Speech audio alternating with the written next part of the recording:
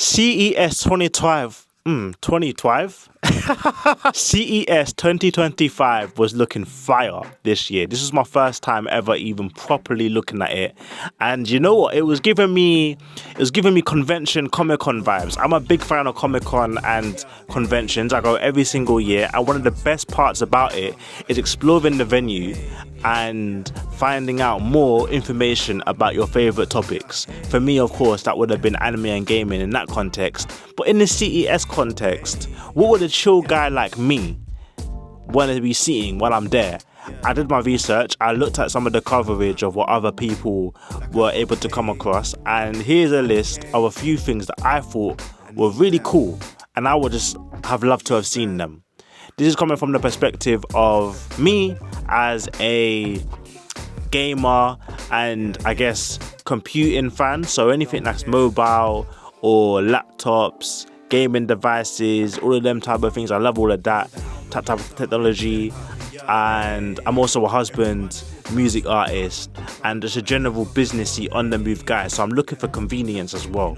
So here's a list of the things that stood out to me. And if I was there, I would have loved to have covered them. But let's look. I got my list here.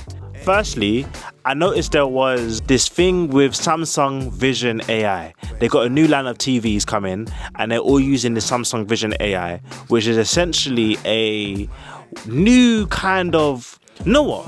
It's very futuristic, and it's something that I've dreamed about for a long time, and I'll tell you why I dreamed about it. But to explain it, it's basically artificial intelligence in your televisions, and through these TVs and the integration, you're going to be able to do a whole bunch of stuff like translate audio live, like what you're watching. If it's in another language, the TV will be able to translate it. It will also be able to read the screen and give you information in the context of what you're watching. So I don't know if you've ever been on Amazon Prime Video before.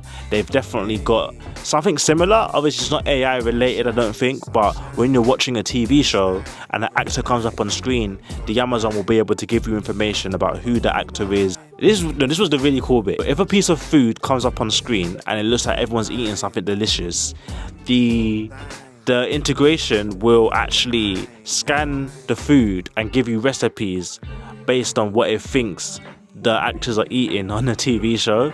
So you'll just be able to like watch people eat and then figure out like how you can make it yourself. That's actually kind of cool, I'm not gonna lie, because think about it, how many times do you go on YouTube and or social media and you see someone eating something nice, you're like, oh, what's that?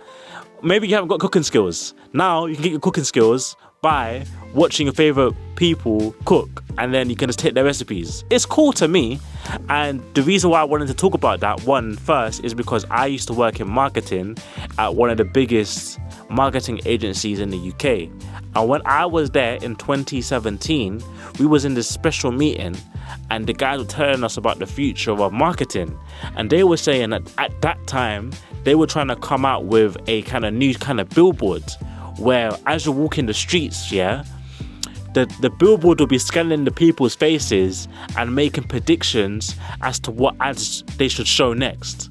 And so, to be honest, in this case, it kind of sounds a bit creepy, a little bit predatory, because it's like, if man's in Peckham and I'm walking and there's bare black people there, they're gonna show some ad just for us? Do you know what I'm saying?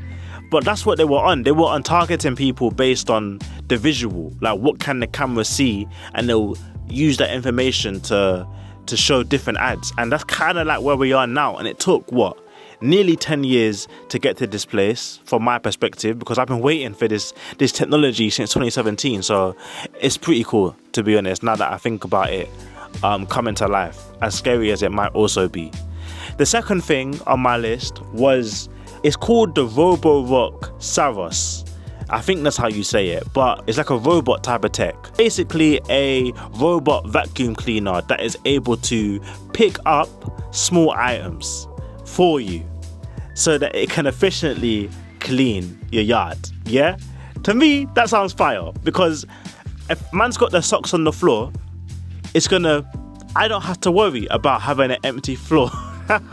when they clean the house. I mean, I'm not really the guy to be keeping socks on the floor anyway, but for all of you, man, that just be dashing your socks here and there, your boxes, your stuff, bro, Now you can get this and it will travel around the yard and pick your stuff for you, and hopefully it will put it right in front of your foot and say, hey, pick this up and put this away.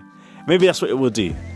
Next, we've got the Roll Kid glasses. Again, allow me for the pronunciations if I'm wrong.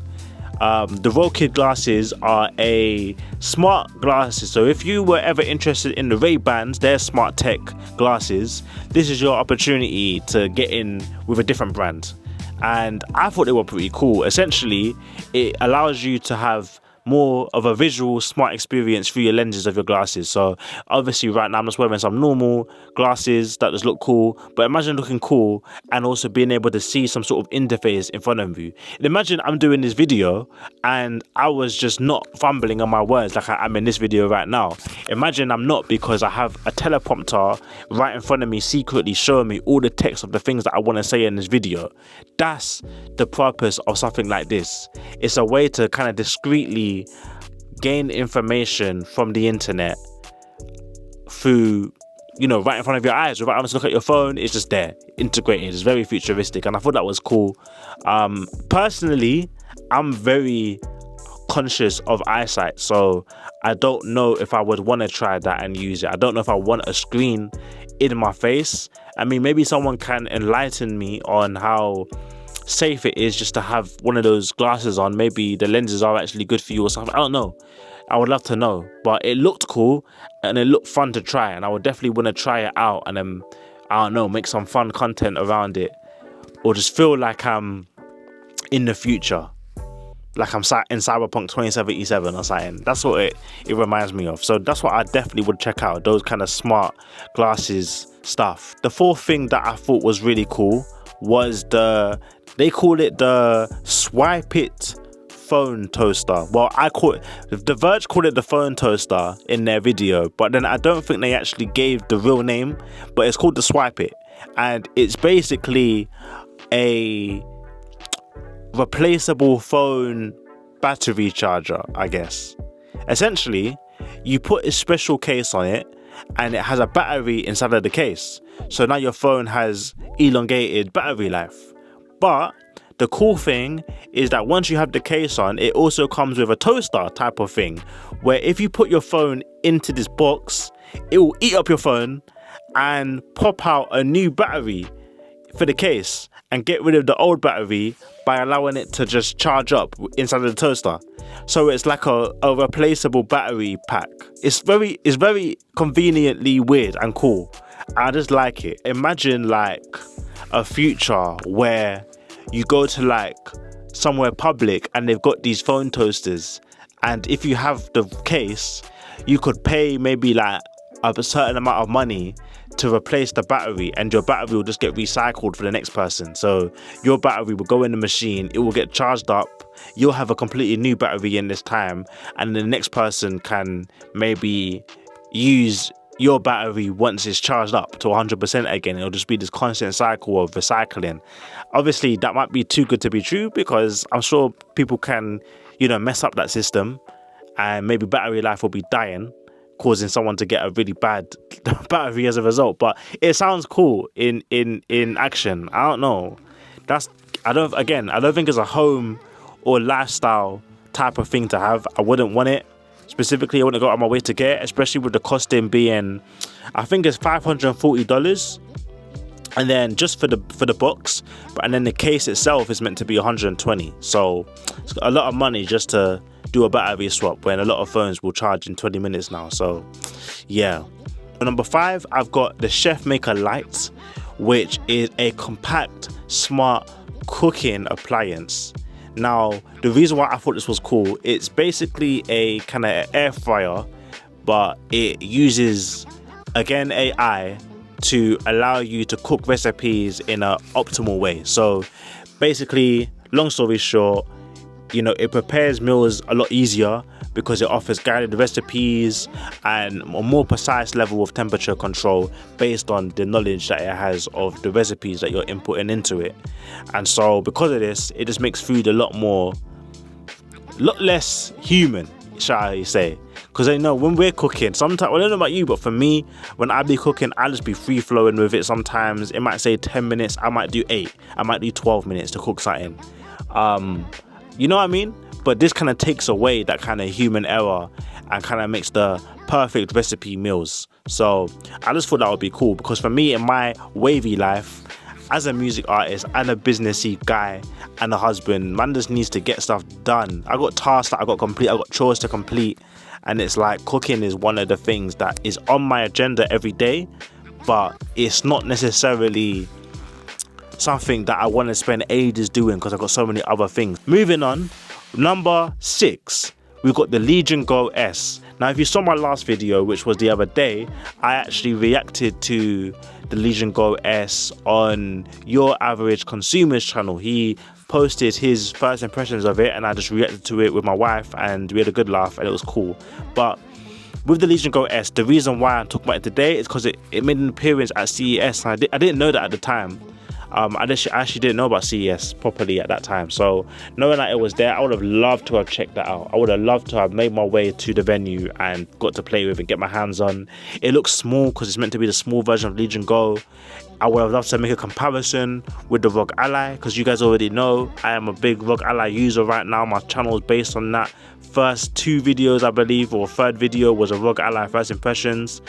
I am handheld gaming mode, right? That's what mode I'm in right now. I'm fully on the handheld gaming thing, so I am very interested in like what the handheld market is doing. I have no intention of leaving the ROG Ally unless someone wants to give me a new handheld to try. You know, I'm very much about just keeping what I have and just staying content, but it doesn't mean I can't get excited. And that small device with a lot of power, I think it has the Z2 chip in it, I think. It looked interesting. It looked cute. It looked like a perfect gift for somebody else. The only issue is the pricing. I'm pretty sure the pricing was over £700 for the proper model, the Windows model. I know they've got a Steam model where you can actually get the device, not have any Windows OS, but the Steam OS, and just play your Steam games on it. And that's going to cost you about $500, which sounds good, but I would want the Windows one because I actually like the flexibility of having a Windows device in my possession. I actually really take value to that, unlike other handheld gamers that really like the Steam Deck, because it's just a simple and nice workflow to play on the Steam. I understand it's very console-like, but I actually value the Windows experience because of the flexibility, and I'm not too mad at using Armory Crate and these other kind of, what do you call them, launchers to launch my games. I don't mind. This doesn't take too much out of my personal lifestyle. But yeah, I think definitely take a look at the Legion Go S if you're interested in, one, a Steam Deck that isn't a Steam Deck, because you can now play Steam games on it, and have Steam OS. That's going to be a game-changing thing for many, especially if you put your Steam library on Steam for years and years, but the Steam Deck just wasn't calling you yet. This might be something to replace that thought with. Yeah, just have a look at it. I think it looks nice, it's designed well. But you know what? Just a bonus point, the Legion Go 2 is also on the rise as well, and I'm very interested in seeing what that brings. But that's not on my list because I don't know as much about it, but it looks cool, and that's all I've got to say. Cool. Last point now. This is kind of a bonus because it's not necessarily like consumer tech. It's more just something I just thought was cool, which is that there's going to be a Ghost of Tsushima anime. I just thought that was cool. I played Ghost of Tsushima on PS5. It was one of my first PS5 games that I played, and I did enjoy it, actually. I thought it was a bit long, though. When I looked at the map and I saw all of the missions on the screen, I was like, boy, this is long, fam.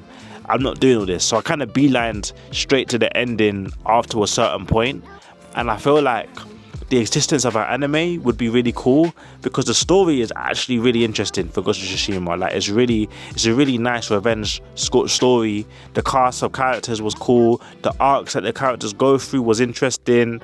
Imagining that in anime form actually excites me, and I would watch that, and I can imagine it being a situation where I would even recommend someone just watch that instead of playing the game if they're not inclined as a gamer or open world gamer.